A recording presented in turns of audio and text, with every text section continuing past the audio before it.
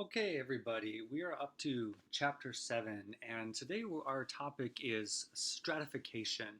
And stratification is really just a fancy term for structured social inequality at the societal level. So let's talk about that a little bit more on the next slide here. So again, stratification is inequality that's really built into how the society operates.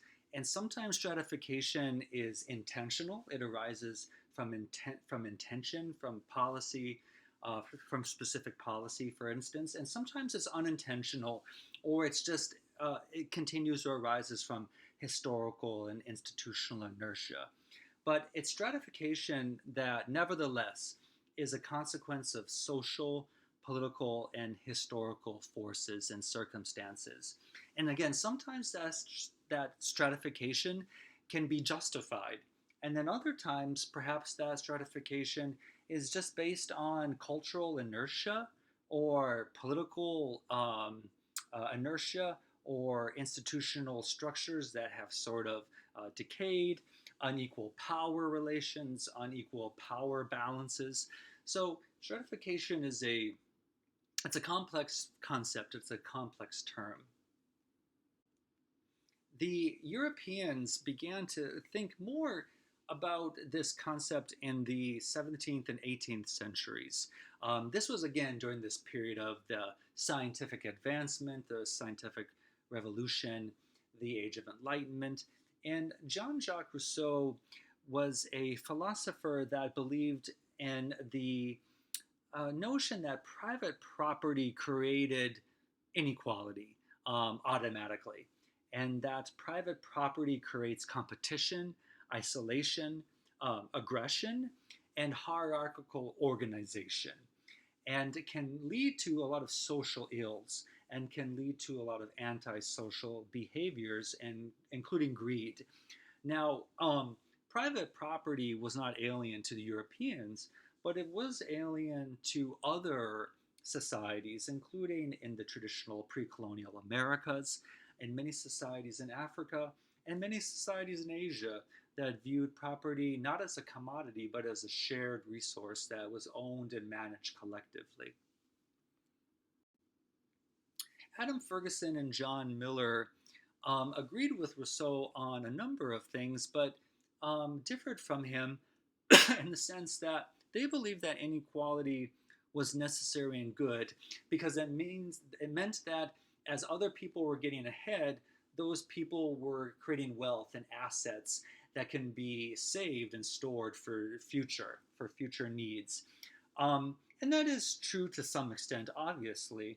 But what Miller and Ferguson, I think, did not realize at the time was that private property, it's not necessarily to have private property in competition to acquire surplus.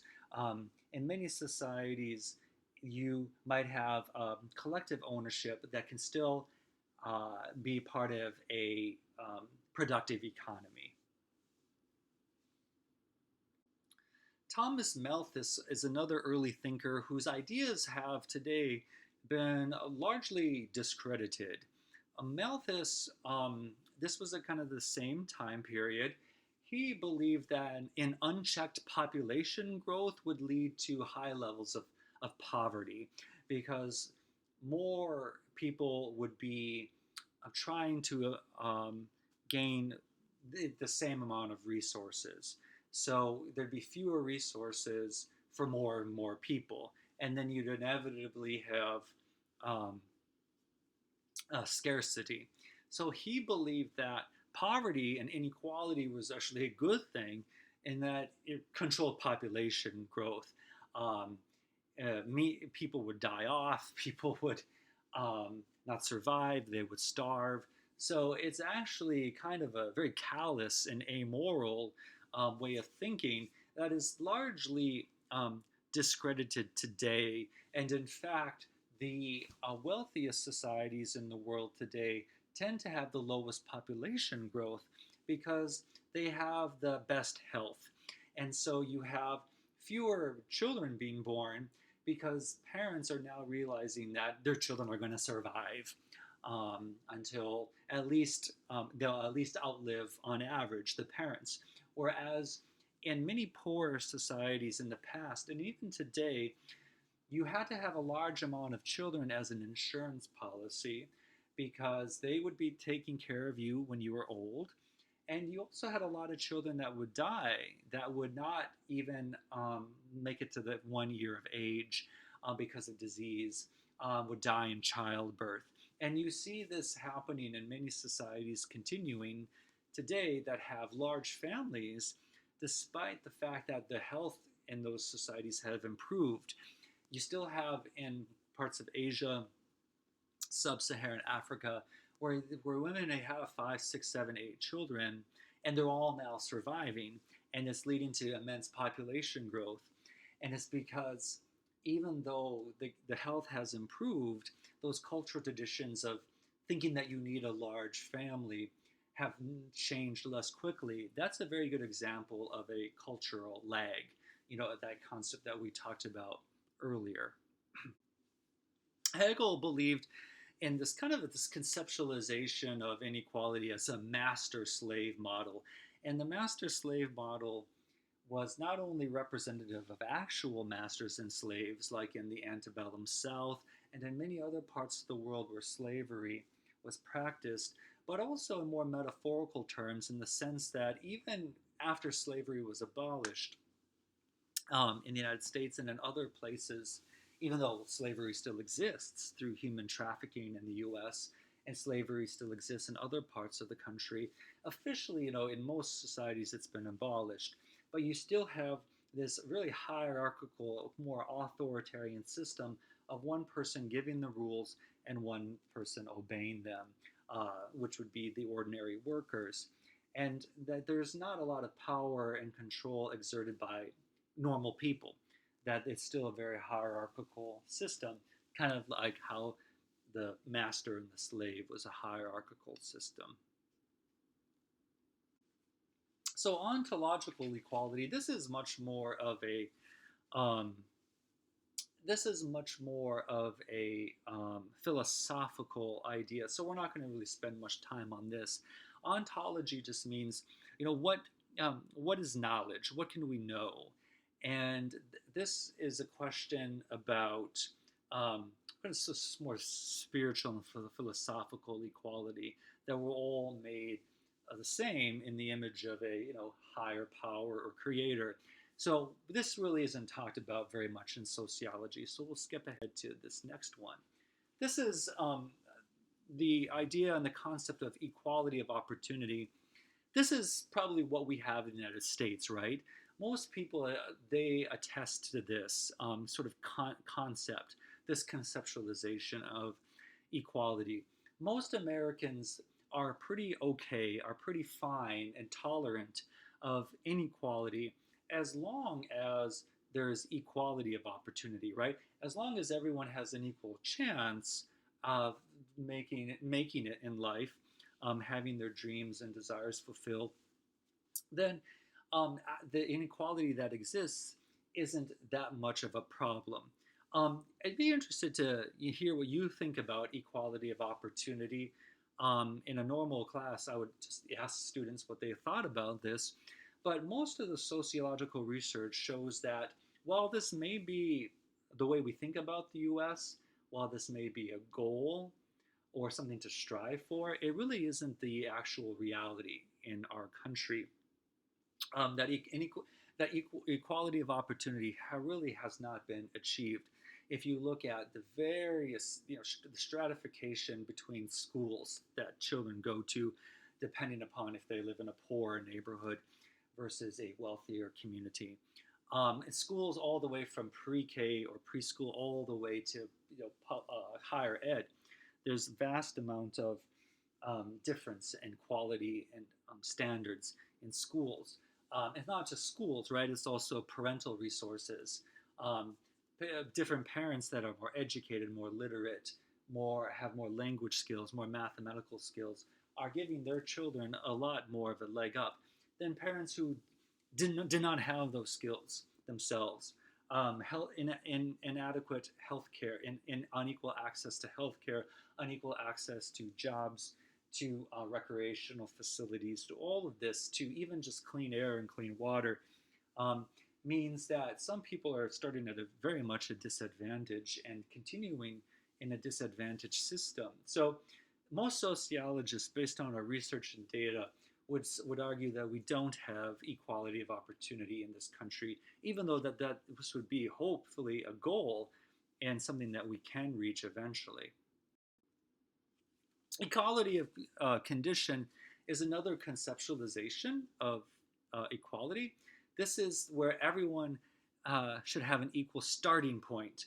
And of course, we don't have this in the United States as well, based upon the families that people are born into, various dimensions of difference there, right? Between wealth, status, inheritance, power, um, education levels of the parents, literacy levels of the parents, and of course, just beyond just the parents, the neighborhoods in the communities that children are born into. But this is another, definition or conceptualization of equality. Let's talk about some different types of stratification. Okay, most of you have probably not heard of the state system. Most of you have probably heard of caste, and as well as class, of course. But the estate system, a good example of this was feudal Europe, in which you had a small group of people who had all the political and economic and spiritual power. The clergy, the nobility, were the people who built the laws, who owned all the property, and of course the peasants labored um, and worked for the nobility and the clergy and gave their resources to them. Did not have any rights to property ownership, rights to voting, rights to any type of political power, economic empowerment. So, but that was the estate system, and it was justified by um, spiritual and religious, teaching and philosophy. That God had wanted the clergy and the nobility to rule over the peasants, and the peasants had to know their place. Okay. Now, the caste system is a little bit different, but it's similar in some ways to the estate system because the bottom caste had no rights, okay? Had no rights to political power or economic or social power. This was very much the pre-antebellum, or I'm sorry, the antebellum South, the pre-Civil War South, where you had slaves who obviously did not have any rights. And this continued with Jim Crow, even though we had constitutional amendments after the Civil War during the Reconstruction period that gave people of African descent rights. Um, just 10 years after Reconstruction, we had, there was a regression, and everyone of African descent was in the American South was disempowered and stripped of their rights. So that you can also think of that as a caste system. Also, apartheid in Africa, in South Africa rather, where you had the majority black South Africans who were indigenous, obviously, to that country, to that territory. They were stripped of all economic and political rights. And you had a small group of European descendant elites who were Dutch and British who ruled the vast territory and population of South Africa. That, of course, was shifted in 1994, although black Africans have rights in South Africa now. The economic power still resides in the old colonial families of the Dutch and the British families. So we're going to talk about some different types of stratification now as well, and some of the social theorists that research social class and economics. Now, Karl Marx is someone I'm sure that you've all heard of. He was a very famous economist and sociologist who wrote a lot about how capitalism started and how capitalism worked. And contrary to what a lot of people might think about Marx, is he wasn't an anti-capitalist. He actually saw a lot of positive aspects and traits of capitalism.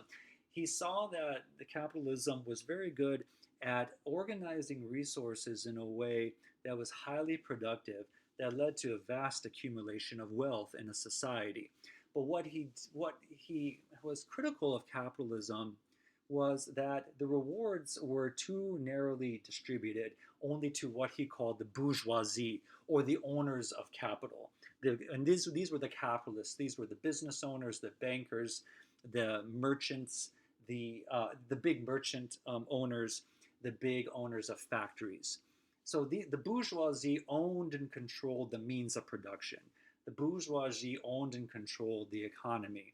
The proletariat, or the working class, owned nothing except their labor, which they sold to the bourgeoisie in the form of wages.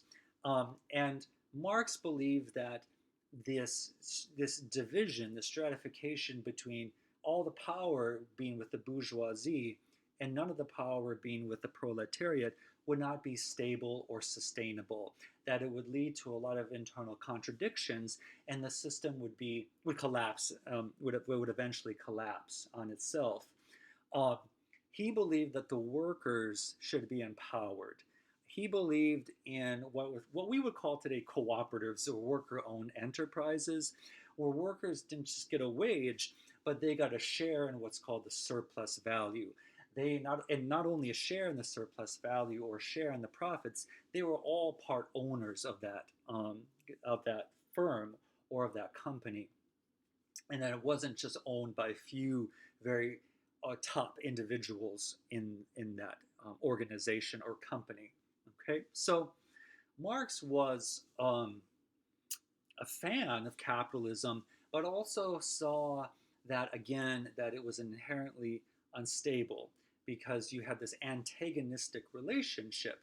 Um, the more that the owners made in profits, the less that workers were paid in wages, and it would just increase insecurity, instability, and animosity. And in essence, it would lead to alienation.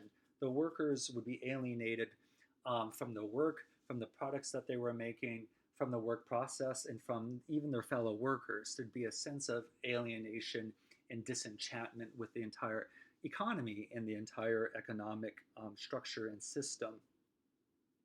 Okay, so um, that's the main thing that I want you to take away from from Marx's ideas surrounding stratification. That it was really divided between two groups: the owners of the means of production and the workers. And the owners of the means of production controlled everything, right?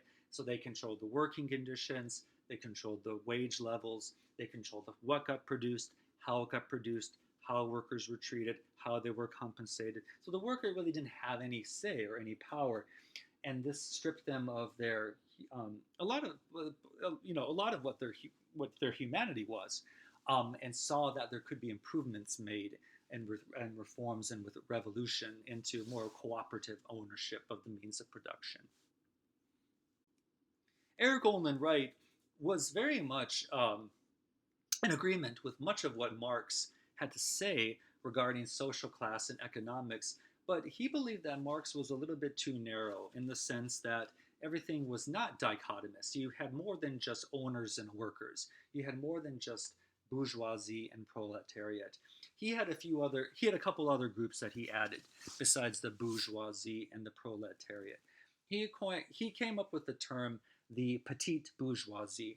These were independent, small businessmen, okay, that didn't rely on investment capital of other investors to run the business and to fund a business, but relied on their own family capital. So family-owned businesses, um, independent farmers, independent craftsmen and tradesmen, who really, they weren't wealthy, but they owned their own productive enterprise, and they were able to have autonomy in terms of how they worked and what they did for work. And then another category was just a more of a managerial class that existed between the owners or the bourgeoisie and the proletariat, right? So the managerial class was sort of in the middle. They supervised and gave out orders to the workers, but they weren't really owners. They didn't own these corporations and these companies. They were in the middle. So they still took orders from other people, but then they also gave orders to the people below them. Max Weber, who we've talked about many times before, was also in agreement with Marx about a lot of things, but he saw Marx's dichotomy as too simplified as well. Max Weber said social class is a much more a broad concept that includes more than just payment of or wage or income, and that social class and stratification is a system of power, prestige, as and status. Okay, so power, prestige, and status, um, and that you sometimes, you know, higher income people, they may have status and power, but some higher income people also don't have a lot of status or power. Whereas sometimes it's the reverse. So think about artists, journalists and professors. Artists, journalists, and professors, most of them don't make a lot of money, but we have a lot of status in society. We have prestigious professions. We're given a lot of respect. Especially professors are given a lot of autonomy, especially if you're a full-time tenured professor, you're given a lot of respect and autonomy, and the pay isn't bad. We're going to talk about adjunct and contingent professors in a little bit later on in the presentation, but he talked about how there's more to social class than just income. Social class can also include education, prestige, and status.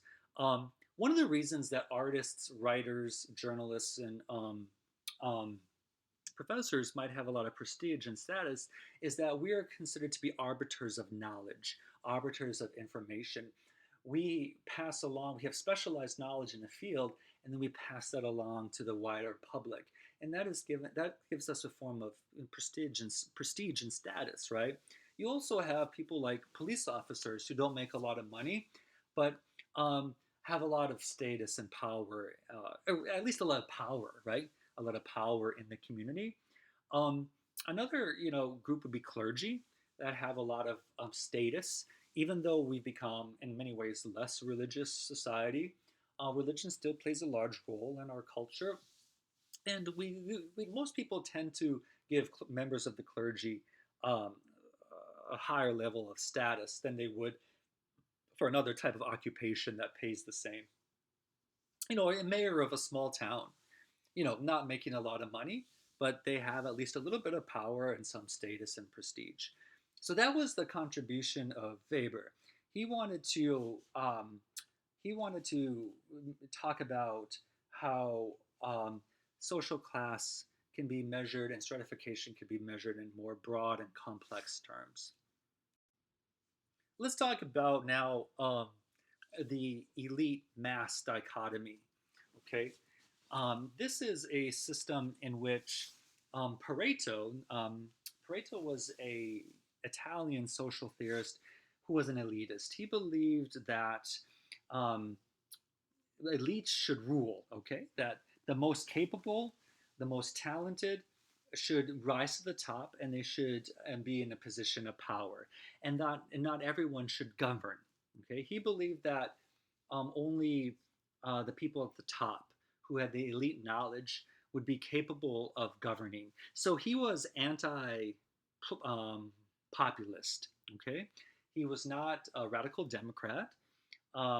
He believed in only a small group of people who had the specialized knowledge in that area should govern over other people, and that would lead to a better society.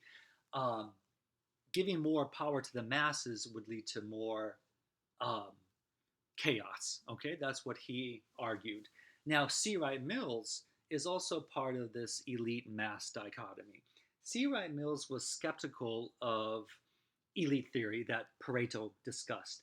He believed that the best and brightest sometimes rise to the top, and sometimes were governed by the people who are the smartest and the most talented and have the best skills, but that oftentimes this doesn't happen, and that family background, inheritance, nepotism, existing social connections, existing wealth, social networks have a huge role to play in who amasses power, and that we need to be very skeptical of entrenched power, um, and that we need to dismantle power that cannot be justified and authority that cannot be justified.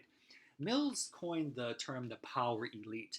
The power elite is the leaders of three segments of society who he believed had the most power in the United States.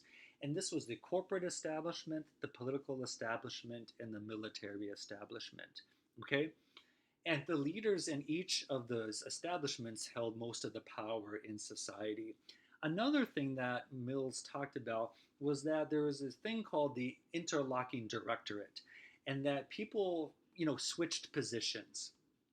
You had corporate leaders who went into government, into politics. You had government leaders who went into corporate governance, corporate, leadership, and you had military establishment people, generals, who went into both political and corporate leadership. So this is what I'm saying here. It's an interlocking interweb of the same individuals who go from high level position in one sector to another high level position in another sector. And of course, we see this today in many ways. You see a lot of corporate CEOs who become leaders in government. We have someone right now who is the president of the United States who came from business. And Michael Bloomberg was very wealthy, um, um, a very wealthy businessman who became mayor of New York City, very powerful role, who ran for president, was unsuccessful in that. But you have many other examples more of people who are coming from corporations who work at high level agencies. So, for example, the Treasury Department at um, the Department of Treasury in the federal government. It's all staffed by people largely from Wall Street, from Goldman Sachs, from other investment firms. And no matter what the administration is, if it's Clinton or Trump or Obama, it's usually staffed by all these members of high level banking corporations. So um, you also have generals who, retired generals who become CEOs of major defense contractors like Lockheed Martin or Boeing or Raytheon. And Mills was very worried about this. He believed that this was a threat to democracy. It was a threat to accountability. It was a threat to self-governance. It was a threat to autonomy of the citizenry. That you had a large group of very insular, small group of the same individuals who just were rotating positions of power in military, government, and business, and were largely unaccountable to the public, um, and largely thought very similarly to each other because they all went to the same schools, the same colleges. They were members of the same organizations, and so you also developed this notion of groupthink, which we talked about as being problematic in a previous lecture. So Mills was very skeptical of entrenched power in this elite mass dichotomy. Okay, so let's talk about some contemporary issues in America today. As I said earlier, we can think of America as a class system, right? So we don't have a caste system anymore. Um, that was ended with Jim Crow. We also don't have, we never had an estate system. We never had an aristocracy and nobility with peasants. Um, we did have in slavery, and we did have Jim Crow. We did have the um, disenfranchisement of Native Americans for hundreds of years. So it hasn't been the case where we've had this open society with open, free market democracy, where people have been given the same opportunities to rise. But in the United States, we still think of ourselves as having more of a class-based society, lower, middle, upper, right, or working class, lower class, working class, middle class, or upper class. And we tend to think of class and status as income.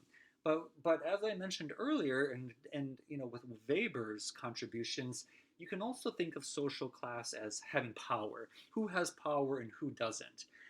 That's a good definition of class. Who gives the orders and who follows the orders?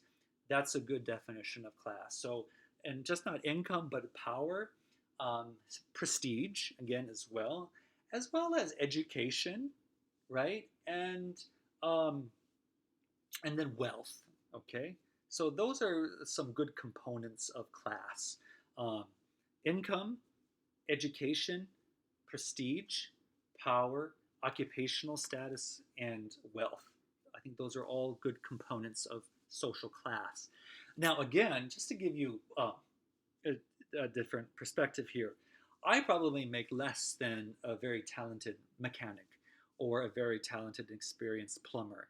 However, because I have a PhD, I have a lot of upward potential there that someone who's a plumber or an auto mechanic does not have. If I really wanted to, I could be a high level government worker in a bureaucracy in Washington, D.C. Perhaps, at the Department of Health and Human Services or at the Department of State. But, I like teaching at a small private liberal arts college. And so that's what I've chosen to do. But did you see what I mean there? I have this upward potential that because of my education and training, that people who make maybe even more money than I do currently, they wouldn't have that upward potential. Okay? So let's talk about stratification in the United States today. Um, the income gap in the United States continues to grow. Believe it or not, in the era of the 50s, 60s, and 70s, the United States was one of the most equal societies on earth in terms of income. Okay? And I think this is where this mythology of the US being the land of opportunity comes from. Because after World War II, we did have immense upward mobility, even for African American people and for poor immigrants. And that led to, and that was the result of structural mobility and from very specific historical circumstances that I'll talk about in just in a few minutes here. But the income gap between the wealthy and the poor, the middle class and the poor, has grown tremendously since the 1970s and 80s. The income of the top 1%, who are mainly corporate CEOs and high level corporate managers, has gone up by about 500%, whereas the average middle class person, his income has only gone up by maybe 20% or so. And that's even with the mom going into the workforce. And poor households have actually seen their wealth fall. And I'm sorry, their incomes fall. And I'll talk a little bit more about why that is in just a minute here. But the main reason for this growing gap is really the astronomical growth in salaries of corporate executives and corporate managers, and then with the suppression of wages. So, why do corporations have high profits that they then give to wealthy shareholders and to the CEO? Well, they've been able to hold down wages. Okay, so the high profits, high CEO compensation has come at the expense of middle class and working class and lower income workers. And the lower down you were to begin with, the more your incomes have been challenged by this new arrangement. So let's talk about just for a minute who the poor are. Now, we have an official government definition of poverty. It's kind of strange. It's 3 times the average cost of food for a family multiplied by 3.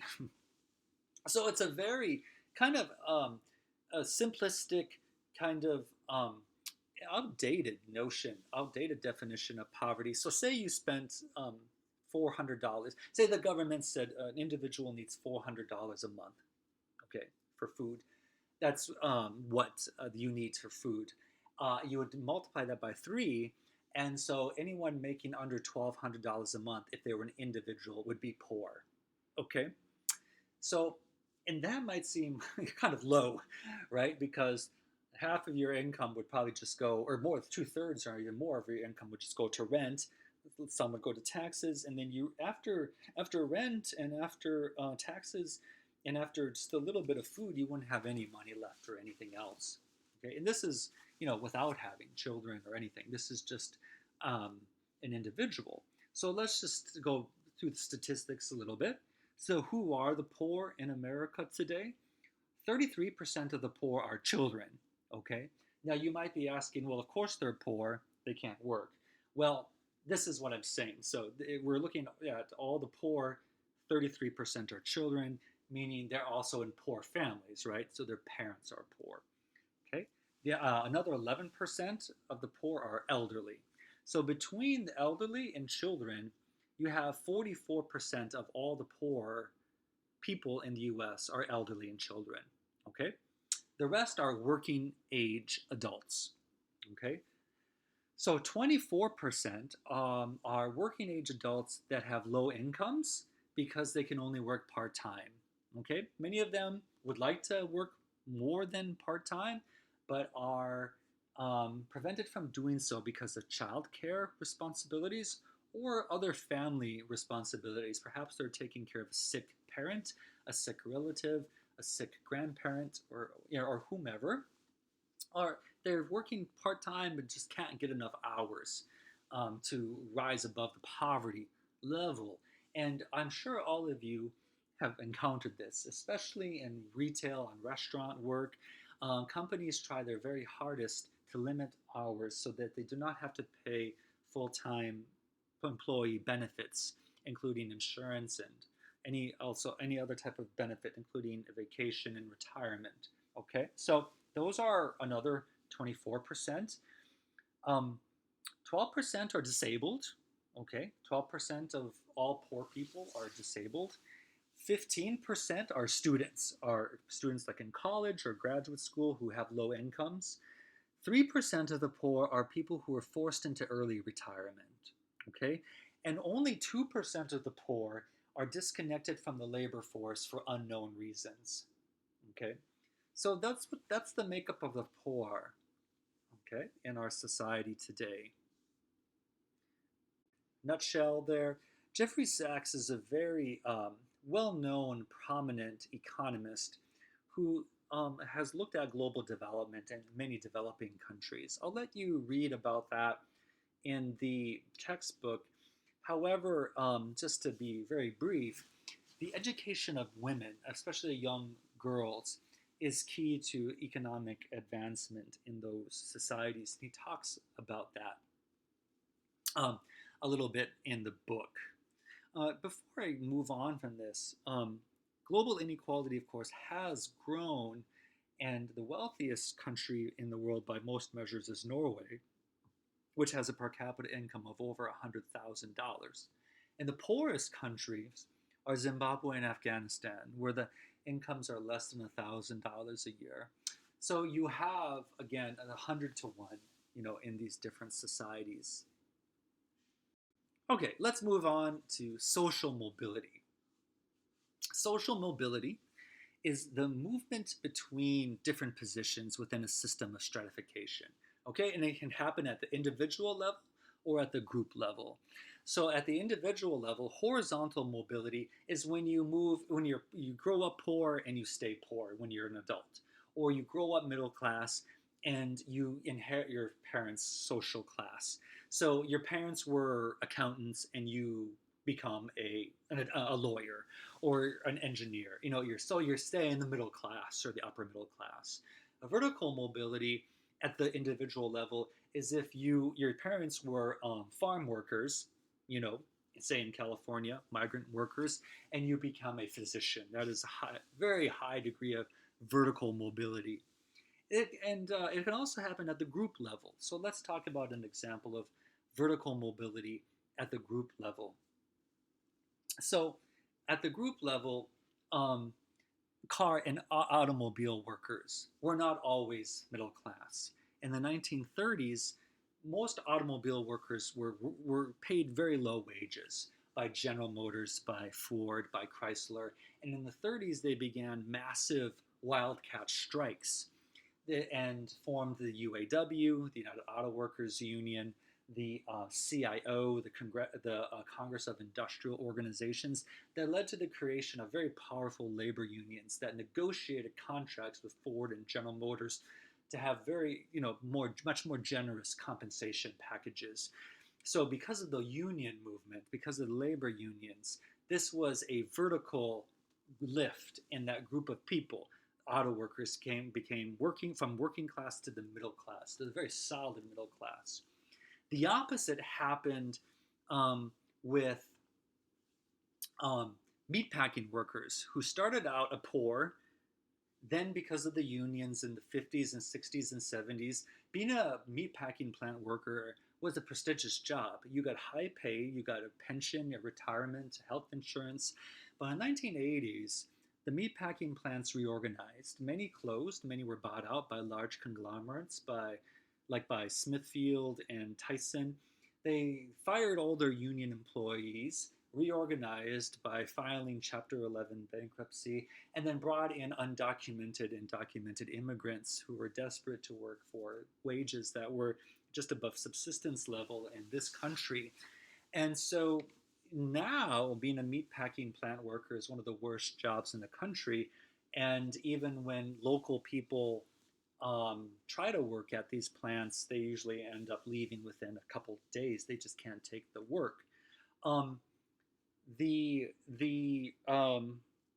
so that's downward mobility at the group level. Okay, another example of downward mobility at the group level would be retail workers. To be a retail worker in the 50s, 60s, and 70s was actually a good job, especially if you worked at a prestigious department store in an urban or city center. To be a department store clerk, a retail worker, meant that you usually had a salary and then you also got paid commission. You were very high skilled. You had to know a lot about fashion and design. You had to know a lot about tailoring and sewing. And then you also had to develop a strong customer service base where you would actually encourage regular customers to come in and you would call them whenever there'd be a sale going on. You very much catered to the customers and were rewarded on customer service. This model of retail service had been completely dismantled with the growth of Walmart and Kmart and big box retailers. Now, Kmart, of course, is almost bankrupt, but Kmart began this discount model, and Walmart took it up and made it even better. They did the discount model even better and more efficient. And what this did was it led to a de-skilling of retail work. Instead of clerks in stores being highly skilled, highly trained at customer service and tailoring, they got very little training and then got very little wages. So that's a downward mobility at the group level and for retail workers. It also happened with restaurant workers too, with the growth of fast food. But we're kind of running out of time, so I'll save that maybe for another day. So structural mobility is mobility that is inevitable from changes in the economy. Okay, there's been considerable structural mobility for a segment of highly educated engineers and workers and computer scientists. So the high-tech economy has really powered our American economy over the last 30 years. But outside of that, and outside of high finance and hedge funds, most workers are actually worse off than they were 30 years ago. So again, structural mobility is mobility that is inevitable from changes in the economy. The last time that we had significant structural mobility that was widely shared, that led to wide advancement, were the decades after World War II. So let's talk a little bit about why that happened. So after World War II, you had millions of GIs that came back from Europe and Asia. And especially the white GIs were given free education with the GI Bill. Almost 10 million individuals were given free tuition at the most prestigious institutions of higher education in the country. you also had massive government um, investments in public education for non-veterans. So you had the growth of major universities, public universities, and the US in the 50s, 60s, and 70s was by far the most educated country in the world because you had this massive public investment in education that we've fallen back on now since the 1980s, when we've thought about education more as a private good, not a public good. Okay, so you had the advancement of education, you had the growth of organized labor following the war. In the 50s, 60s, and 70s, these were high points for labor unions and organized labor. You had high paid middle class workers with pensions for retirement. Pensions have largely gone away now. They've been replaced by very unstable 401ks. And there are problems with labor unions because, like every institution, they can be problematic. They can become corrupt, just like just like businesses and the church can become corrupt. Any institution that's run by humans has the potential for corruption. And we did see some corruption in labor unions. However, what unions did was they engaged in what's called collective bargaining. So they would meet with every year with management and work, the union would bring all the workers together and to have the power and the clout to negotiate working conditions, working standards, wages, benefits, retirement. And when unions were really destroyed in the United States in the 1980s, workers lost a key source of power. Unions were really destroyed and dismantled in large scale in the 80s. And so workers really lost um, an advocate, someone who would advocate for their interests. So unions were a powerful check on corporate power, and they gave more power to ordinary individuals. So unions are also inherently sort of democratic.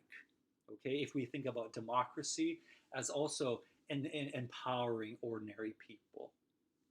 Okay, so you had the growth of the labor movement, you had the returning GIs and the investment in education and public education, and then you also had the investment in home ownership, but only for white people in the 50s and 60s.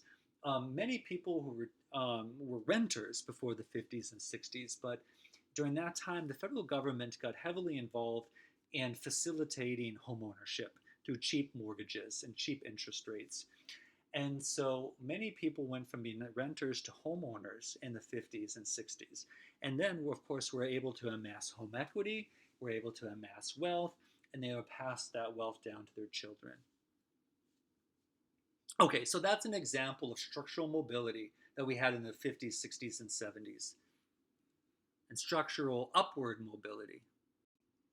Okay, Michael Howe talks about this. You're not probably surprised by this. Howe discusses how social inequality has grown and why college has stalled, why college completion rates have stalled in the United States since the 70s. As I mentioned just a minute ago, the US was always the world leader in education until the 1970s and 80s. We were the first to heavily invest in primary school, K through 6. Then we invested in middle school. Then we invested in high school. Then by the 20th century, we invested in public college. And this sort of stopped in the 80s when a new sort of economic paradigm came in that was all about privatization, that people should fund their own education, that kind of thing. And which is great if you're wealthy, but if you're a poor working class family, you're not going to have the money set aside for college. And so more and more people have had to borrow money, like you guys have had to, too, I'm sure, to fund their college education. And we're running up against an unsustainable system where tuition just keeps going up and up and up, and the price of college goes up. Less people are able to pay, more student debt, more people are defaulting on their debt. It's not a sustainable situation anymore. So most sociologists would argue that we really need to have, again, more of a public investment to see education as a public good because it benefits the whole society. And so its expense should be shared by the society, just like K through 12, public education is shared by the rest of the society as far as funding it through taxation. Okay, just a few more things to talk about before we leave today. I wanted to talk a little bit about the tax situation. So, the United States has been very different than Europe since the 19th century and 20th century. Europe did not have progressive taxation. In Europe, until the after World War II, it was really the poor and the working class that paid all the taxes, and that's one of the reasons why the rich were so rich and why they had aristocracies. So the estate tax was developed in the United States because our leaders back then did not want us to develop into an aristocracy like old Europe. And leaders from all the way from Thomas Jefferson to Abraham Lincoln to Teddy Roosevelt believed in taxing wealth, taxing inherited estates to prevent the formation of an aristocracy. And by preventing the formation of aristocracy, this would level the playing field for everyone else, and it would encourage meritocracy and more equity. So the United States really invented high taxes on inherited wealth, and we also had very high income taxes and corporate taxes that began in the 20th century. But since the 1980s, we've been cutting and cutting and cutting taxation on wealthy individuals and on corporations. So the income tax was very high between World War I and the 1970s. The income tax was bracket was about twice as high as it is today, the top bracket. This helped pay for World War I. It helped pay for World War II. The development of the army and the military and all the machinery that we needed, planes, tanks, warships. We developed our defense industry with high taxation on the wealthy and corporations during the first part of the 20th century. Then we also funded, after the war, we funded home ownership. We subsidized home ownership. We subsidized higher education. We developed this NASA, the space program. We put a lot of money into research and development so that the United States were the world's leaders in scientific research through the National Institute of Health, through the National Science Foundation. This is really what led the United States to having a gigantic and robust economy. All these investments in productive capacity of the country, in education, infrastructure, research, development, and health. Now, this started to wane in the 1980s, where we started to cut taxes on the wealthy and on corporations. And when it was supercharged in the 2000s in the Bush administration, and then it was supercharged again in the last few years with the Trump administration and Congress heavily slashing corporate taxes. They went from 28% down to about 14%. And then they've gone even lower. There was a hidden corporate tax cut in the pandemic relief funds that Congress passed just in the spring, of 2020. And so one thing too, so we used all this money to invest in education, infrastructure, research and development that would grow the middle class. Okay, and indeed, by the 70s, the United States was the most equal society in the world by income. Isn't that kind of strange to think about that now? Because we see a massive inequality now. But between higher wages for workers and higher taxes on the wealthy, it constrained, incomes. So the incomes of the wealthy were lower and the incomes of the poor and the middle class were higher in relative terms than they are today.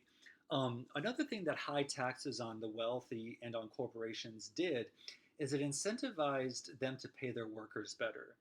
And the reason why it incentivized them to pay their workers better was that the money was going to be lost anyway to Uncle Sam, right? The money was going to go to the government. So you might as well give the money to your workers. Okay, so that's ended now as well. Wages have stagnated. The middle class wages have gone up just slightly, and that's mainly though been the result of moms going into the workforce full time, and from working longer hours than we did in the 60s and 70s. Incomes for the poor have actually fallen. So if you looked at the minimum wage in 1968, in today's dollars, it would be roughly $13 an hour. Today, our minimum wage at the national level is only $7.25 an hour. And certain states have higher minimum wages, but if the minimum wage in the 60s would have just kept up with inflation, it would be between $15 and $20 an hour today. And so it's really depressed wages. And this depressation and compression, this compressing of wages has allowed CEOs to make more money, corporate executives to have more money, and to have more higher profits that they share with the shareholders.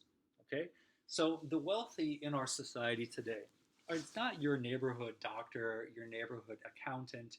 It's really the leaders of the largest corporations in the world. Okay, and then finally, the book talks a little bit about affirmative action.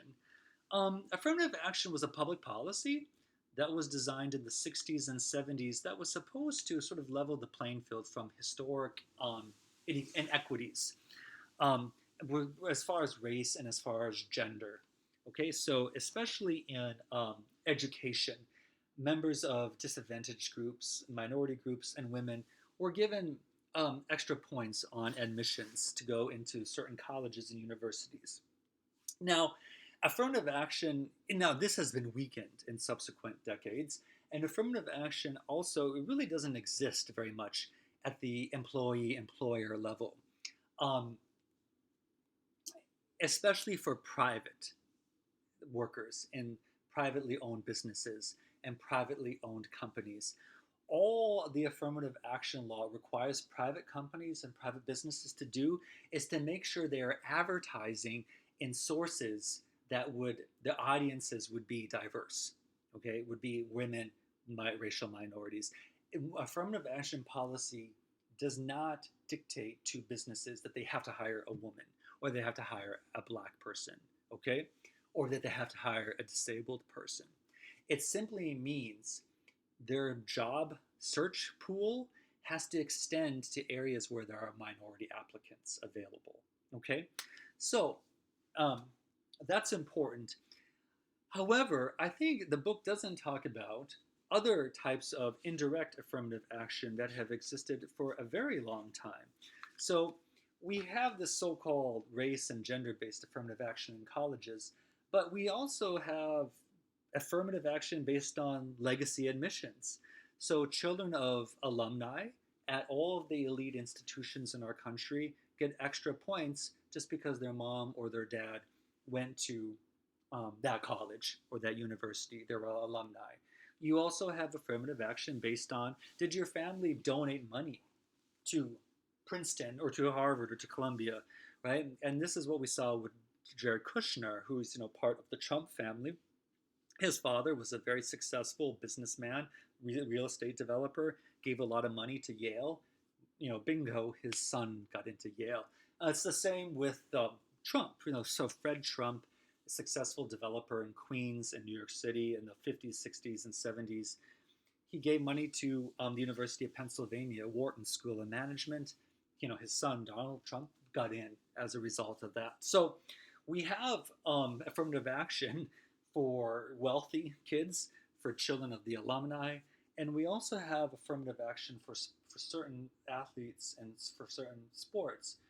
So when people complain about affirmative action based on race and gender, they're also ignoring this affirmative action that has always been there for legacy, for the wealthy, and for athletes. Okay, so we have to think then about equal opportunity and a meritocracy in this sense, right? It's not just the really smartest that get into Yale. It's, if your dad donated $1 million to that college, you might get in too.